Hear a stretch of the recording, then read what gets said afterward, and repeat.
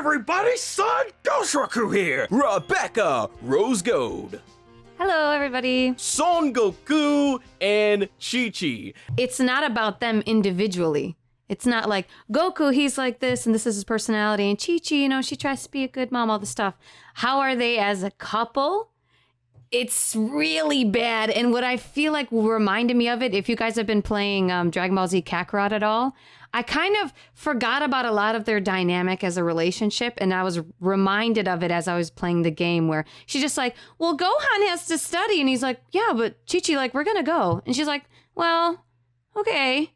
Like, there's no, like, dynamic as a parent or, like, a relationship. You'd be like, oh, can we talk about this first? Let's both come to a conclusion that works well for us. And he's just like, no, I'm going to do what I want. And she's like, well, I guess, you know, it's Goku. You can't stop him. He is how he is. Like, I feel like as a couple, they don't communicate well. Goku just kind of does what she wants. And then on the other spectrum, Chichi just does what she wants because she's like, well, no, he's going to be a scholar and he's going to do this. And she's like, oh, like Goku's like, well, I don't think that's important. Like, so I feel like they're never on the same wavelength.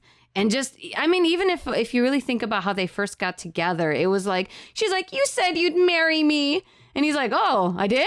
Well, what's marriage? Oh, okay, well, like, let's get together then, I guess. Like, so, but that being said, I totally see that she does love him. Like, when he died, obviously she cared. But I remember, was it during the Namek where, like, Gohan and Goku were both hurt or something? And she was like, my little Gohan, my precious Gohan. She didn't even care about Goku in that moment. Like, and I guess it's understandable as a mother, you're looking towards your son first. But just when I saw that, I'm just like, oh, you guys are just, you're a hard couple to watch. Like, I can't like root for it. Like, oh, they're so cute. You know how like other couples, you see like fluff between them and you're like, oh, like I don't care at all when it comes to Chi-Chi and Goku. And that's just my opinion on that. So interested to see what you guys think. When you look at Goku and Chi-Chi, I think so many times a lot of people in the world who look at Dragon Ball, they look at basically what goes on for what we see on screen or reading the manga, but think about what went on in those 5-year time skips from the end of Dragon Ball into DBZ. Think about what happened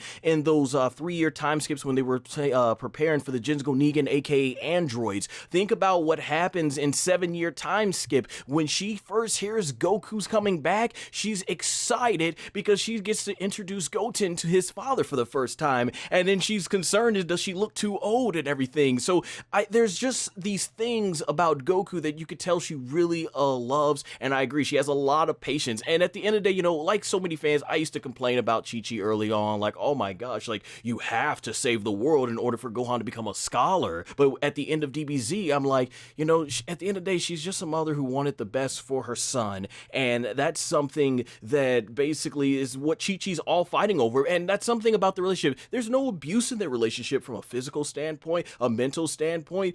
More actually, when I think about it, there are a couple of times in Dragon Ball Super where Chi-Chi does get physical with Goku to prove her point. But how serious can we take it, given that we know how truly strong Son Goku is in Dragon Ball Super? So obviously he is allowing her to do so. But my main point here is, anytime she's ever yelled at Goku is just because she wants things. She wants Goku to have a job to help provide for the family. She wants Gohan to have a good education. Now, I'm not saying I agree about her certain ideals that she had and the way she went about those things, but there is some lovingness in that family, and you see a lot during the 9-day wait for the Cell games. So it's just between those two things. I think Goku and Chi-Chi's not the most horrible couple. You hear so many times people talk about Goku's the worst father ever. They're the worst couple ever. And I'm like, I don't think it's that bad. There's some love there. It's just, I think there is some disagreements that we get there. I can see Lennox's face. But the thing is, at the end of the day, Goku, he is selfish, and I agree with that part, because actually one of the biggest things of reason why I did put them at number 4 is because at the end of Dragon Ball Z, that's just a BS move. Goku leaving the tournament to go train Oob for whatever reason. I don't know why he can't just treat it like a 9-to-5 job. Use the instantaneous movement, train Oob all day and come home and be with his wife. Especially with all the added material we got from Dragon Ball Super. I don't see why. We now know he has Migate no Gokui, the Ultra Instinct. Why can't Goku just even... How fast are these guys at this point now? But at that point, obviously, Toriyama was probably just ready to hang it up with Dragon Ball, working on it from the 80s up to to 95. But stuff like that, there's just things compared to the other couples that we're going to talk about. Goku, there's just certain family values that Goku doesn't really fully understand. And that's one of the reasons I had to put him at my least favorite. I think clearly, honestly, Gohan and Gohan just period basically has really exceeded his parents, honestly, in that department. And we'll get more to that later. But that's my final take on Goku and Chichi. They're a couple that they do have that love for each other, and I feel like their motives are right, but it's just not done the same way. But I just don't think they're the worst thing ever. But let me ask you this, though. What Go makes ahead. you think that Goku has like such love for Chi-Chi? Because everyone says that, but I see it the other way around. Chi-Chi's like, oh my gosh, Goku, and she cooks for him all this stuff. Like, she still supports him. How does he love her back? Like, what way do you see? Because you see in Dragon Ball, anytime they mess Goku's family or Earth is at harm's way, Goku goes all out to protect his family. He died twice in the battle with Raditz Cell. You know, what did he tell Gohan? You know, I'm proud of you. Take good care of your mother. Like, he does love them enough when he knows it comes down to life or death. Yeah, he has shown in the series that he loves them. It's just those family values he doesn't have a good understanding, because as Lennox mentioned, Goku is designed by Toriyama to be like a man-child. I compare Goku kind of like the male lion. And if you look at the way lions are, the male lions, they basically don't do all the work. It's the lioness that do all the work. But if you come on their territory, that male lion's gonna come and rip you to shreds and defend its pride. That's what I consider Goku. Yeah, there's just certain things about him as a family man that obviously is not gonna settle right with all of us, but let Cell or Boo come and want to destroy the planet, he's there to defend his family. And that's the type of love that I'm meaning for Goku. Like, he does love them in that sense. He gives everybody that type of love, though. well, that's what I was about to say. I'm like, but he treats everyone on that level. So it's not that you're my wife, I care for you. It's like, you're a person on this planet, you know, and I'm Goku's going to defend the planet and you. Goku's you know, not like perfect. it doesn't. Oh, I can't. But you know, like, when we get to the couple, I'm up. Goku's not perfect. I'm not saying he's perfect. I'm not saying Goku is perfect, let alone the greatest spouse. I'm just saying that I don't consider him to be this horrible husband that a lot of the fan base feel he is, though I do totally understand why they feel that way. I'm just talking about, to me, I feel that someone who willingly abuses their spouse, whether it be mentally or physically, or even cheats on their spouse and never tries to make amends, all fits that category to me as being a much more horrible spouse, which those are all things Goku has never done to Chi-Chi. Now, I'm not trying to make excuses for Goku, but one that I feel that has to be understand here about his character is like what Lennox said, how he's a man-child. He has that man-child mentality. Remember, Goku was raised in the woods and didn't have a proper upbringing in society, which largely led to him not having proper understanding of family values, like other characters in the series or to us, the audience, in reality. So going back to your question, Rebecca Rose Gold, despite the man-child mentality where Goku should know better, but he doesn't, I do feel he loves Chi-Chi, but in his own weird way. But it's because Chi-Chi has a full understanding of Goku and his shortcomings, she gives that love back to him. So it all comes down to a combination of Goku's doing things like, not out of spite, but out of not knowing better, even though he should have matured to know better by the end of the series. Now, at the end of the day, I feel Goku's not this despicable, monstrous husband. There's a lot worse spouses out there. Goku himself just doesn't have it up there all the way because he's so focused on his fighting. That's all I'm saying. I don't think he's the When we worst. get to the couple, I'm going to bookmark this moment because there is a defining factor in what Goku does and what another individual does. But hey, I this think is all I good know. conversation. I think I know. And I think that's what I was thinking of when I said it, where I'm like, But hey, this is a good conversation. you know. I'm glad we're getting so many opinions here. But let's move on to the couple Yeah, that sure. came in at number 3. Krillin and Hachigo, aka Krillin and number 18. Krillin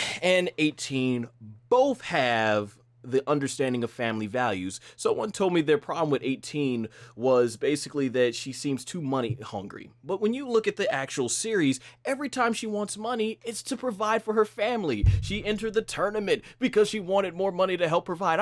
Listen, if you live with your spouse and your 2-year-old daughter with a 300-plus-year-old perverted man in that small house, I'm pretty sure you want to get out of there too, right? So I can't blame 18 for wanting to have the money to provide, which it looks like they were able to eventually provide for their own selves in Dragon Ball Super. And then in Krillin, doing the police job, wanting to basically provide for his family. There's that unity. They really both want the best for Marin, and that's what I really love. And I've also got to give a shout out to Geekdom 101, one of the most knowledgeable Dragon Ball fans on the planet. He talked a lot about the relationship between Krillin and 18 and what it means to show that it goes so much deeper than looks at times, basically, because everyone has a preference when it comes to who they're attracted to. I'll even say that applies to looks as well, which is one of the reasons I really like Team 4-Star's take on the 18 kissing Krillin scene, where I think 18 calls society's definition of beauty BS or something. So definitely shout out to TFS writers Kaiser Neko, Lenny Patur, and Takahata 101, because it definitely adds to my point about how some people are going to look at Krillin like, oh, he's a short guy, and then you have 18 like, oh, they're going to think, well, there's no way she's going to want anything to do with this short guy with the way they look. But it's not about that. It's so much more. Krillin and 18 had this emotional connection, and I really love that Toriyama put that together, and you see this put to the test in Dragon Ball Super in the Tournament of Power, at least in the anime version, where Ribrianne was basically, she talked all this whole time about love this, love that, and when she found out Krillin was 18, she's like, he's ugly, why would you marry that? And 18 lit her up, did that awesome tribute to when Goku killed King Piccolo, basically with the fists and everything, and blowing her up and everything, and it made a huge impact, because from that moment she said, I guess, love goes far deeper than basically what you can see with your eyes, which is one of the biggest things I think Toriyama has done with this relationship. So I really do like that dynamic between Krillin and 18. Linux did make a good point. I personally am not a fan, and I know they do it a lot in like the Funimation show where 18 calls him a wimp, and even in the anime mostly and stuff. I'm not a really big fan of that, but at the same time, I do also see the other flip side part of that, where basically it's what pushes him. Like there is a part in Super where they did something with the writing where he got hit by a bullet. Since when? Launch has been shooting Krillin in the face with a machine gun for how long? So what is going on with Krillin in Dragon Ball Super? The fact that he is down, he's getting hurt by bullets and stuff. But at the end of the day, when you get past that, I do think 18 is there for him and loves him and pushes him. And like you said, Lennox, she's not going to let anybody, talk down on Krillin. She might do it, but she's not going to let anybody come down there and talk about it. And I just think it's really good. And it's a great story for Krillin, especially if you go anime only with Marin. When he gave up Marilyn, the one with the blue hair during the Garlic Jr. saga, which I know is forbidden, right? Fun times. I just gotta say it, Garlic Jr. saga. Whoever forgets the classic line, "Come to Big Daddy Garlic." See, I thought about that in my head. I wasn't going to say it, but I thought it. That line always cracks me up. But the thing is, in that arc, Krillin thought that Marin was too good for him. And when he ended up letting her go, she was going to say, I would have said yes. And then when Krillin was like, oh, she would have, she just gets in with another guy and just hops off, which is a good sign that Krillin should have never got with her and everything. But then later on, he meets 18 and things are a lot more better and it works out for him. And Kat, you're right. They took the time to know each other. So that's why I agree that they are definitely a better couple, just slightly over Goku and Chichi from a family standpoint. All right, Rebecca, go ahead and finish us off. Wait, did you say just slightly? Yeah, because I said in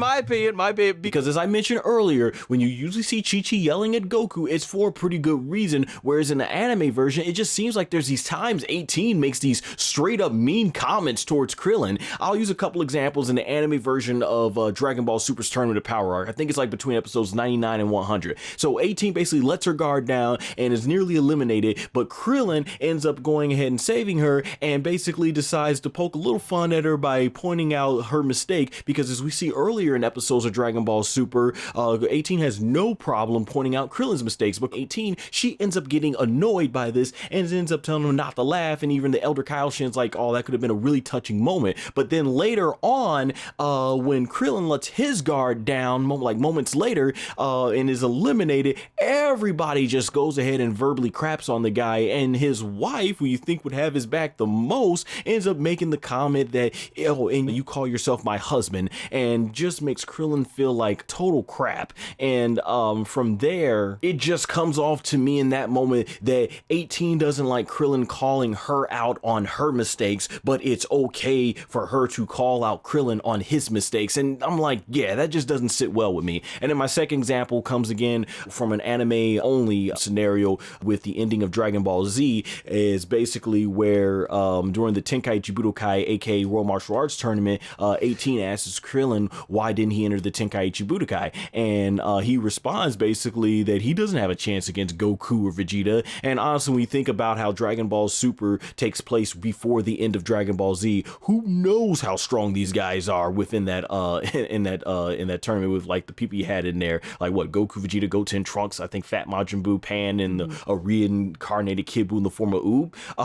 So yeah, 18's response to justify her question is that she won the tournament 10 years prior, but gave the victory to Mark Satan. And Krillin is quick to point out how in that tournament, Goku, Vegeta, Gohan, etc., they all forfeit due to the whole Majin Buu fiasco. And if we're honest here, we know 18 even back then had no chance against a slacking Gohan. And then that being said, it's basically her only response to this is to tell her husband that he has no nerves or guts, something along those lines, once again making Krillin feel like utter crap, which basically always made me wonder at that point, like, well, if 18 was that confident that he could earn some cash, then why didn't she enter, given that she's even stronger than Krillin? So yeah, it's just those little things. But once again, these are examples that aren't present in their manga counterparts, so it's most likely just the writing staff at Toei who wants to add this unnecessary element to their relationship. That's why in the anime I say they are just slightly above Goku and Chichi, because at least there's a much stronger sense of family values between both Krillin and 18, plus neither one is going to abandon the other, unlike Goku at the end of the series. However, on the flip side, Goku and Chichi sure don't talk to one another the way that 18 does to Krillin. So if we're talking strictly what Toriyama himself has written, I agree, way better couple than Goku and Chichi. But go ahead, Rebecca, let us know what you thought on this couple. I mean, I feel like there's nothing I can say that you guys haven't said already. I definitely agree with what you're saying in terms of like, I like that in the beginning, it wasn't, yeah, there was like an immediate attraction because, oh, wow, she's pretty. But it wasn't, she wasn't just like, you like me, I like you now. It was like a slow burn, you know, like they slowly started to get to know each other and all this stuff. And then at one point you see it clearly. And that's what I was thinking of before you mentioned it, where like she watches him fly off and she's like, he's so cool. Like she said in the English, they're like, oh, he's so cool. So for me, you clearly see that admiration with each other. And even in just the little things like, oh, they were going to Bulma's birthday, I think it was. And they were in the car and it was like traffic. And they're like, well, like, you know, come on, like time to go. So they just like turned the car into a capsule and they flew off. It just like as a family, it was just like, I don't know, these cute little moments together, which again, if I have to keep comparing it, I think of like Goku and Chichi and Gohan. There wasn't really like a family dynamic. It was like Goku is the father of Gohan and Chichi is the father, but it wasn't like a whole like tight-knit family. Whereas even like I said, even in the little moments with Android 18 and Krillin, you still see like these cute little like family type like fluff pretty much. So when you see it, you're like, oh, that's so cute. So yeah, like I said, I agree with what you guys are saying. I like that it was like a slow fade into love, and there's clearly like admiration there. So I like that. For sure, and I'll just add one more thing too, is I really liked in the Super Buu part when they were on the lookout and everything, how even though 18's far stronger than Krillin, he cared more about the safety of them and having her lead the family and friends out while Krillin takes on Super Buu knowing he didn't have a chance. One of the most heartbreaking moments I ever saw in Dragon Ball. Oh man, that scarred me all day seeing Super Buu kill them. The poor Marilyn 18 like that and the whole family and friends. But we're going to move on to number 2, Son Gohan and Videl. My favorite couple, they are the greatest couple in Dragon Ball history, and here's why. All of these different relationships we can talk about, there's this or there's that aspect of here and everything, but with Gohan and Videl, I think it's the best romance Toriyama's ever written. And if anybody knows, heard the interviews, Toriyama says himself that he's not good at romance, but I mean, what can you say about this relationship? I mean, think about Videl was so, like, you know, really pushy and everything, and borderline, didn't even respect Gohan, that he wanted to keep his secret safe. She blackmailed him into the tournament early on, but you see as she became more and more in love with Gohan, she changed into like just the sweetest person. And that's what I really like about Gohan and Videl's whole relationship, is not just that they're sweet, but they really have each other's backs. I talked about earlier is that Gohan definitely exceeded his parents. You know, you think about Chichi being this overbearing mother. I don't see Gohan being that way with Pan. Case in point, just look at the end of Dragon Ball Z. He's letting Pan be free and train with her grandfather. When we see Gohan at that age, Bulma's asking, what do you want to be? A scholar, because my mom says I want to be a scholar or whatever.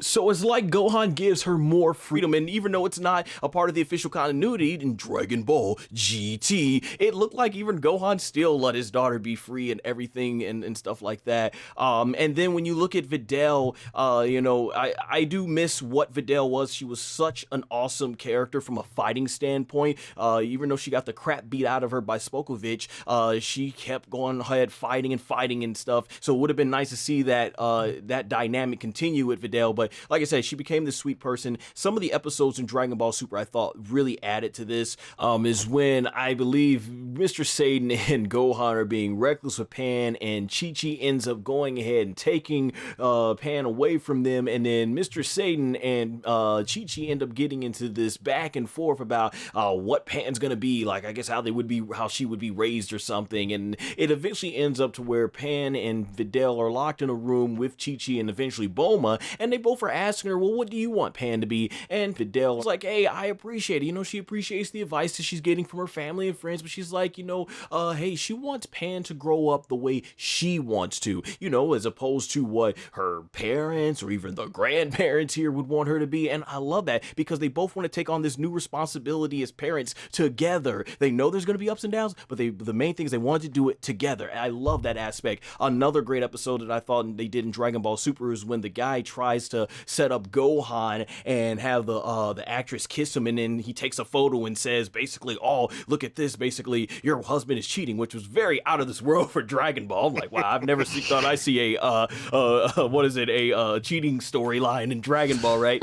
But you bring that in there, and when he sends it to Videl, I already imagine most of the times like, this is it for Gohan. And the first thing Videl does, she gets in that guy's face, takes the basically rips up the photo, and she tells him like, oh no, she knows her husband. She know that if there's a reason he's in the photo, it must be a good reason. Like, who are you to be coming here messing with people's marriages and all that stuff and everything? And you know, I feel like us as the audience were with Videl because we know Gohan, the type of person he is. He can be naive at some points like his father, but we know his heart is completely pure. He's pure of heart, and Videl knows that, and that is the strong love that she has for Gohan. Shout out again to Geekdom 101 when he reviewed that episode. He was like, yo, Videl's a good woman, yo. She knows her husband and everything, and I just thought that was amazing, the strength that they have, and it lines up to the end of DBZ when we see him with Videl and Pan, and I know Gohan and Videl as characters, they've gone downhill compared to where they were in the Buu Saga. Oh, and speaking of the Buu Saga, I know, even though it's only filler and only in the movies, I think one of the cutest things I've seen in Dragon Ball has to be the whole Great Saiyaman, Saiyawoman duel thing, because at the beginning of the Buu Saga, Videl thought it was absolutely lame that Gohan was doing this gimmick, but then she falls so much in love with Gohan that by the end of the saga, she's now doing that very same lame gimmick with him. I just thought it was adorable, showing just how much love can affect a person. But when you look at them as a couple, I mean, Gohan, he ended up going ahead becoming a scholar. He's got himself a nice house. Him and Videl are a happy couple. They're raising their own daughter. They want the responsibility of raising their own. Truly, to me, Gohan really exceeded his parents in that aspect, and whatever they're lacking fighting, he more than makes up for it in life, and that's why they are the greatest couple to me in Dragon Ball. I will go on here. Let's start off, Rebecca, because I remember you said they were a vanilla type couple. Well, yeah, that's what I was. Wow. When he first asked me, well, hold on.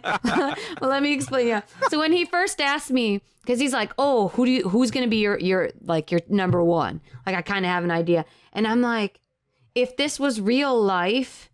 Like, I get it. Like, looking at Videl and Gohan, they have, like, a steady relationship. They met in high school sweethearts. And, you know, like, they supported each other in everything they did. They had a kid together. And then, like he mentioned before, when that guy's like, oh, look, Gohan's cheating. Like, what are you going to do about it? She was just like, no. Like she had full confidence in him. Like, and together as in a relationship, like, that obviously you need this, like the strong connection. You need to communicate well, and I feel like they have that. And then again, like he said, I just feel like I couldn't pick them as my number one because they're just it's so vanilla. Like when I see them together, I'm like, oh, that's nice. That's really good. Wow, they have a daughter. Wow, but I'm not like, oh, cool, dude. Like it doesn't do it for me, you know. So they're a very good couple together, but as I mentioned, I feel like they're a little bit vanilla. There you go, I said it. One thing I also forgot to mention about Gohan and Videl, I think the way Toriyama did Gohan, the reveal of Pan being born, and how it tied into the Super Saiyan God and everything, one of the most beautiful moments in all of Dragon Ball history. Gohan's immediate reaction to Videl, knowing like we're going to have a baby, just, oh my gosh, I love this really couple so cute. much. Vegeta and Bulma. So let's go ahead and hear it. Rebecca, start us off here. Why do you feel Vegeta and Bulma is the greatest couple in Dragon Ball? Dude, okay. Well, again, I get that as a real life couple, there's definitely problems, especially how they first started out, where it's like, oh, is this Yamcha's son? No, it's this one guy. You know, I banged him, and kind of like, you know. So now you have a child together, and then correct me if I'm wrong, though, they weren't married, right? No, not really. No. Okay, not in the. So they weren't married, and then Yeah, I don't think they got married until probably I figured, the like, the 7-year boo. time skip. Yeah, Yeah, the 7-year yeah, time after- skip. Because I think that's yeah. when she started referring to Vegeta as her husband. Yeah, that's what I figured. So, okay, so they had a rocky start, of course. And then for a while, you're sort of wondering, like, does he even care? Does Vegeta have feelings for these people? Like, does he even? And then, I mean, obviously, I'm a big Vegeta fan anyway, so I'm always rooting for whatever is going on in his life. But when it was with that, I feel like, I don't know. I'm trying to think when I first feel like I saw like a good dynamic with him and Bulma. But I know at least him as a father, like when Trunks was shot during the Cell games, like the way Vegeta was just like, that's my son. And like suddenly you see, oh, Vegeta, like he's this warrior, but he has this heart in him that he doesn't really show people, you know? And so you first start seeing it then. And then, of course, I mean, I know I'm skipping way ahead, but the whole like, that's my Bulma, like the whole thing, like that was epic. And of course you can see how much he cared for her, and then you hear it a lot. And of course I love all the fluff in Super, like when she kisses his cheek and he's like, oh, what are you doing? Like these cute little moments between them, you know. And especially like when I forget what was that patroller like alien guy where she was gonna leave with him, and then Vegeta's like, hey. Yeah, he's like, you better not try anything funny with my wife. Oh yeah, like, Jacko. you better, yeah, you know. And then when they fly away, he's like, oh, well, you know, I don't hate that about her, you know, that she's kind of like feisty, you know, like. So I feel like Vegeta still lets loose with some moments, you know, and just again their dynamic. And I think I can't remember exactly where he explained it, but he was like Bulma's. Her strength is different. Like she builds armor for me and she protects me, and that's why I don't mind that she's my woman. I don't remember exactly where. I think he was talking to Wiz. Wizzy? Okay. Yeah. Wizzy. Oh yeah, I think it's that moment when they were talking about remember. Chichi and Bulma both being there because the Saiyans are such strong-willed people, or Saiyans as well. Bulma, it takes strong-willed women as well to be there, and that's what they were comparing Bulma and Chichi to. I know that. I think that's the scene. Oh, there was a strong-willed, but there was another time where I feel like Vegeta was about to fight or something was about to happen. He was like, well, that's why I don't mind that she's my woman. Like it was like almost like this epic moment. I can't remember. I don't even know. Did I make it up? I'm pretty sure it happened. I'm like, we get it. That's how he feels. Yeah, but you know what yeah, that's how he feels. We get it. So yeah, so for me, I really liked it, and it's like little funny things that Vegeta, like in Dragon Ball Z, he made this promise to Trunks, like, oh, if you could hit me, like we'll go to the park for an hour, you know. And then Greatest scene. yeah, and then in Dragon Ball Super he's Saiyan like bargain cell. yeah, so then in Dragon Ball Super when he's like, okay, like we have to go because I made this promise, and he's sort of like I was cracking up when they were like the family was on one of those like tiny little choo-choo trains, and Vegeta's sitting there like kind of like mad, but he's still there. So I feel like he has this big heart and he kind of hides it. And then of course, how could I forget him as a father? Like when Goku's like, come on, let's go training, and he's like, don't you see Bulma? She's about to give birth, and he's like, so what? Like, why do you have to be here? She's giving birth, right? Like, you don't have to be there. So I feel like Vegeta had a good head on his shoulders, like, as a father. And, of course, yeah, like, he'll show his little moments where he really cares for Bulma. And just best couple ever, guys. Okay, back me up. Yes, Well, 100%. Dragon Ball Super really is what I feel helps this relationship and makes it rank very high for me. Because if we only had just DBZ to go off of, let's be honest, Vegeta was a jerk. Like, I talked about Goku being selfish, but he's a man-child. He kind of doesn't, he should know better, but he kind of doesn't. Whereas Vegeta was just, he did not care at all in Dragon Ball Z. If you go to that Cell saga, when Trunks asked him, why didn't you go ahead and save, why didn't you go ahead and save Bulma, and your son? He's like, I really care about those androids or something like that. And it wasn't until you get to the Trunks death from Cell that Vegeta starts to finally change. And I love that going back into the fight with Goku the second time around, when he goes like, he was the perfect warrior, cold and ruthless. He lived by his strength alone, uninhibited by foolish emotion. But then, slowly over the years, I became one of you.